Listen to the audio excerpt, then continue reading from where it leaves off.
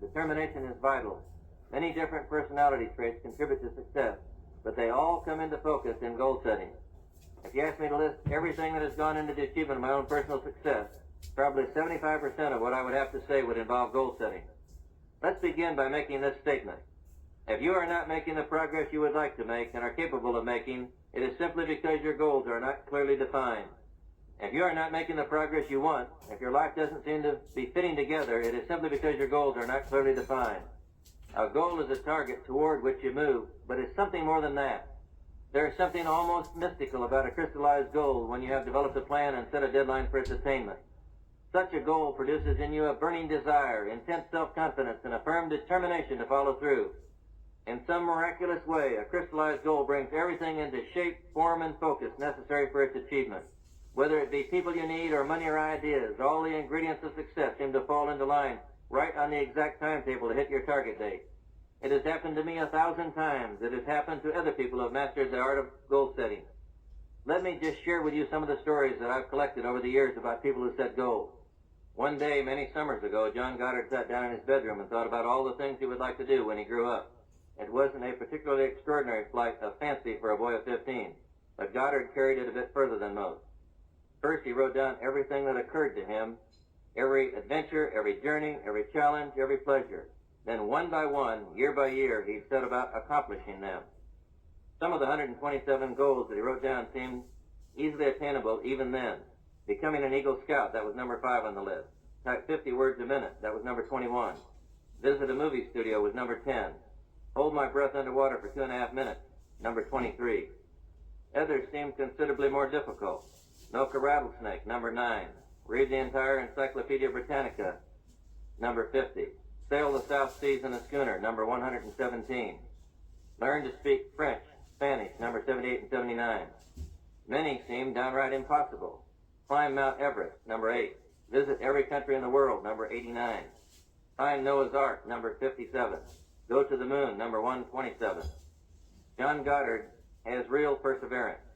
He has now reached 107 of his goals, only 20 more to go. It is not really all that crazy as it sounds.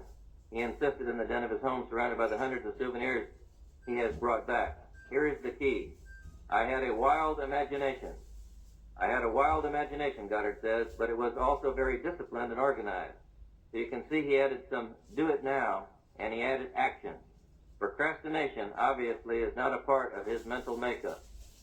I believe that we can see from this illustration that it's important not only to fantasize and dream and visualize and make that a part of what we do for goal setting, but to put it down and organize it and then get into action.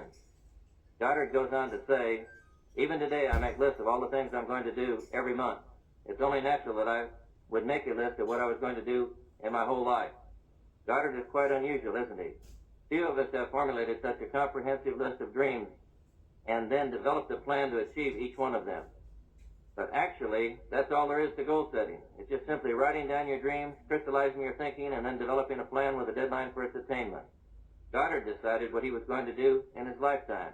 He set it out day by day, week by week, and month by month, and then crossed the items off of his list as he achieved them. Any time in my life that I have ever made a list of what I wanted to do or wanted to achieve, I have always accomplished it. I have never written down anything that I wanted to do that I haven't been able to do. You may say, well, maybe you have some extra talent, but that's not really true. I've seen it happen time and time again. It's simply a matter of putting it down and then just developing a plan of action for its attainment, looking at the obstacles that are in the way and developing ways around the obstacles. Several years ago, Nelson Burton, a leading moneymaker on the bowling circuit, was interviewed about his phenomenal success. He said, well, I don't remember ever missing them. He's talking about the pins. They asked, how about when you started? Burton said, well, I had an exceptional father who knew a lot about goal setting and about building an environment of success. They asked how that related to bowling, and he told how his father made some small-sized pins for him when he was little and a smaller ball. Second, Burton said, he knew that the ball would probably go in the gutter, so he had the pin boy set the pins up in the gutter. When I stopped rolling the ball down the gutter and rolled it in the alley, then they moved the pins back in the alley. I don't ever remember missing them. I tell you what, that's the key. Let me tell you what you want to do for your children. Let them succeed no matter what they're doing. Move the basketball hoop down where they can hit it. Move anything around where they can hit it. Put the bar low enough so they can jump over it. Help them achieve little victories, small successes. Then slowly but surely build self-esteem and self-confidence. People who grow up in this kind of environment have an unbelievable advantage, a real head start for a successful life.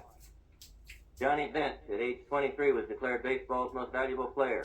His dad gave him a catcher's glove when he was 3 years old and started playing with him every day. A.J. Foyt, one of auto racing's all-time greats, said, "There is really nothing else I wanted to do but race." He had a single-minded purpose and dream. An Oklahoma newspaper told about a young millionaire who has it all figured out. After graduation from Wheaton, Illinois College with a Bachelor of Science degree in physics and chemistry, Maxfield mapped out a 44-year program for himself with an immediate objective of earning more money in 10 years than most men do in 44. He was a millionaire in 10 years. He not only fantasized, he not only daydreamed, he not only imagined, he not only visualized his dreams, but he put them down in black and white. Then he took every one specifically and developed a plan of action with a deadline for its attainment. He listed the obstacles, the roadblocks, and the way around them. Then he got to work. One of the top professional basketball players told me that he had learned from his father to throw a tennis ball into a tin can at the age of 2. When he looks at a basket, he doesn't visualize missing it. He can't remember ever missing it. I have in my collection a clipping about a man regaining his pilot's license, which he had lost. The headline says, "Double amputee flies plane again." This pilot lost both of his legs above the knees, but in just a few months he was back in an airplane with a flying license. He rigged the equipment he needed to do the job he loved. John Claude Keeley's name is almost synonymous with skiing. When he was 14 years old, he set a goal to win 3 gold medals in the Olympics in the next 10 years. Then he did it. My friend P.M. Johnson, who was mayor of Waco, Texas a few years ago, told me about an old school friend of his who went into the service during World War II. This young fellow wrote P.M. that he intended to win every medal offered. He is the only winner of the Congressional Medal of Honor who planned in advance to win it. This young man was Audie Murphy, the most decorated serviceman in World War II. You can't stop a person who wants to go someplace. You can't beat somebody who won't be beaten. Pilot James Benson Irwin is a good example. He suffered 2 broken legs, a broken jaw, and a brain concussion that wiped out his memory. He spent 2 years with psychiatrists who used truth serum and hypnosis to help him bring back his memory, and then he went back in the cockpit. He applied to the Corps of Astronauts, was rejected, tried again, rejected, tried again, rejected, tried again, rejected. But he wouldn't give up. He was the 8th man to walk on the moon. That doesn't seem extraordinary to me. Does it to you? It doesn't seem extraordinary to me because I know what goal setting does to a person. The attitudes, the success conditioning, and the confidence that come from goal setting make anything possible. Let's apply this principle to the operation of a business during an economic downturn. If you are goal-directed and you know what you're going to achieve, then any temporary adversity or any difficult obstacle doesn't dim or dampen your enthusiasm, nor does it subject you to fear, worry, and indecision or negative thinking.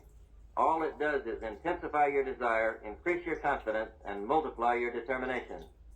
Then when the obstacles are overcome, you are stronger because you learn from that temporary setback.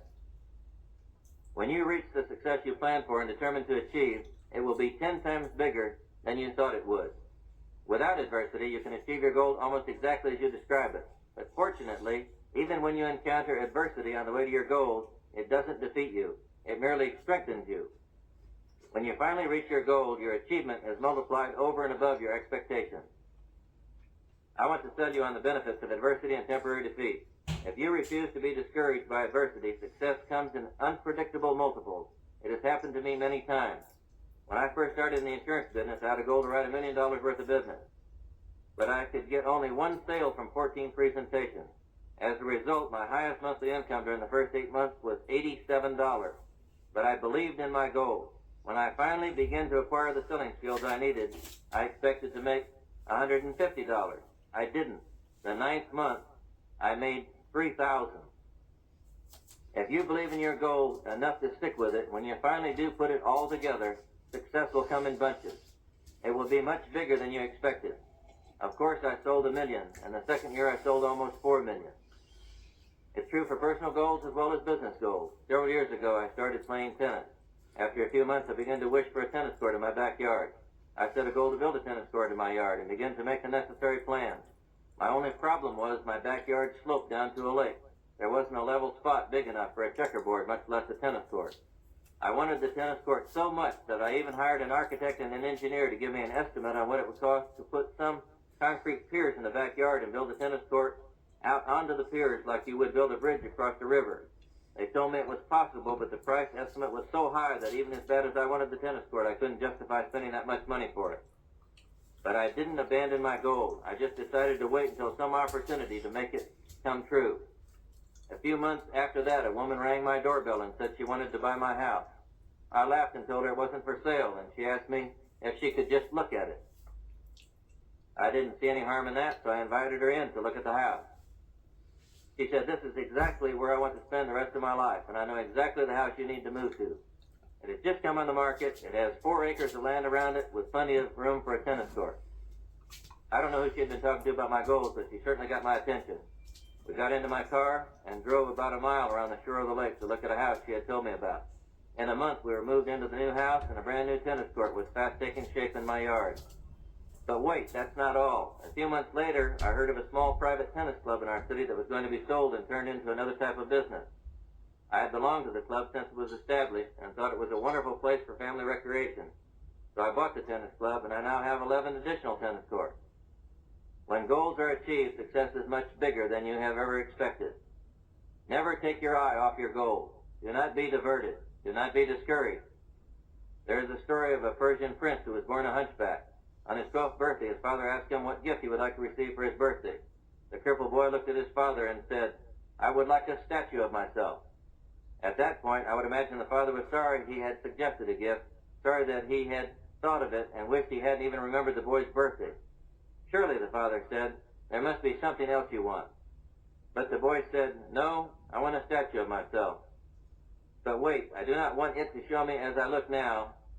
I want a statue of myself standing straight." Well, his father thought that was even worse. The son went on to say, "I would like it placed outside the window in the garden where I can look at it every day." Finally, the father gave in and had the statue made.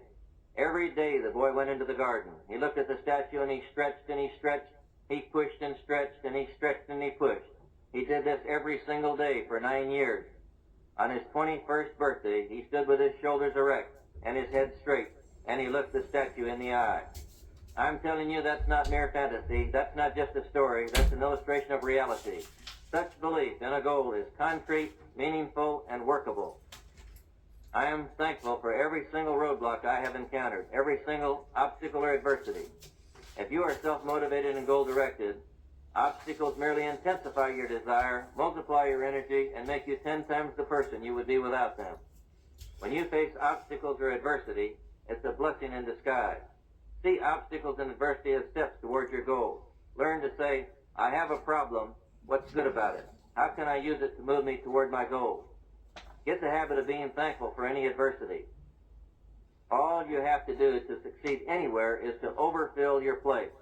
And then you can keep on going and keep on going. Make one less mistake every day. It's that simple. Boss Kettering, the inventive genius, wanted to prove conclusively the power of visualization and the power of goal setting. He bet a friend $5,000 that if the friend put a beautiful ornate bird cage in the foyer of his home, that he would soon have a bird in it. The friend took the $5,000 bet, even though Kettering told him in advance what the obstacles would be. He hung the bird cage in his foyer. Soon his friends began to notice the ornate bird cage in the foyer. They would say, "That's a magnificent bird cage. Where did you get it?" He would say, "Well, I went to a furniture mart with a decorator, and we looked at all of them and picked this one out because it ties in with the decor of the rest of the home." Then his friends would say, "Where's your bird?" The man would say, "I don't have a bird." "No, I didn't intend to get a bird." "I don't know. I guess everybody's hung up on something. With me, it's bird cages." He kept seeing the bird cage until finally he couldn't stand it any longer. He put a bird in the bird cage. I'm just saying, be careful about the kind of bird cage you look at. Be careful what you think about, because you will surely achieve it. You will surely possess it. That is the power of a written goal. A written goal keeps you on track. It serves as a checkpoint. It keeps you from being overwhelmed by outside distractions. A hazy goal will produce at best a hazy result. An indefinite goal will produce at best an indefinite result. Several different types of goals are necessary.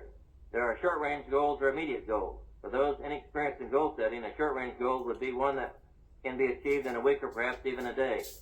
For one who is experienced in goal setting, short range might be a maximum of 6 months. Do not make the mistake of dwelling on the distant future only. Focus on an action you can take today if it is no more than listing on a card the jobs you are going to do today.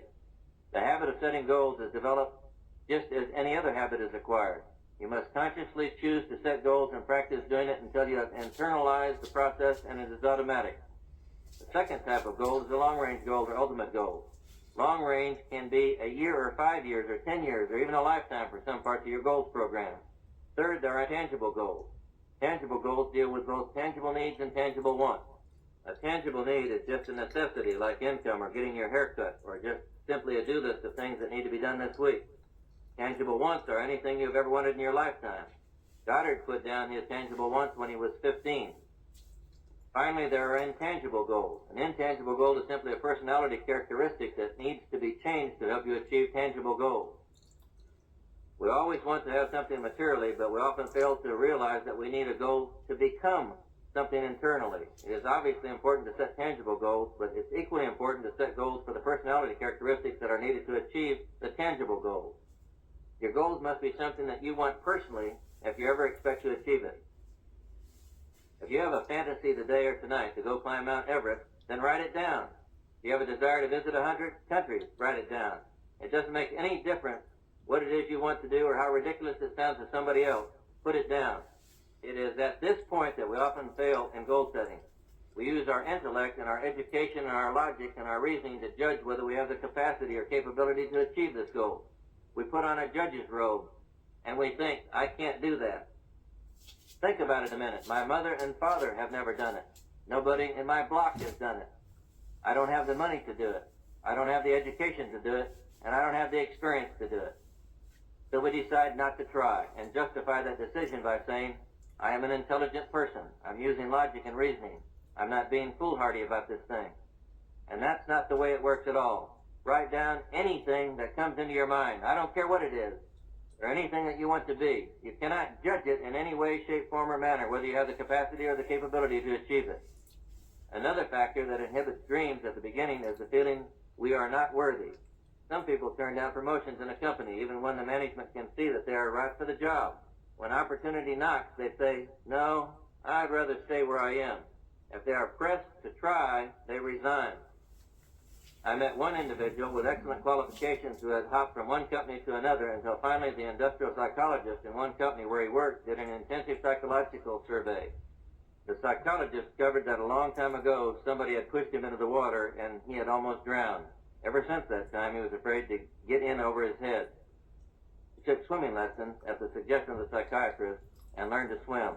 The new confidence in himself that resulted let him take the job and he became an outstanding success. The motivational blocks in your past must not be allowed to limit your dreams. That's the key.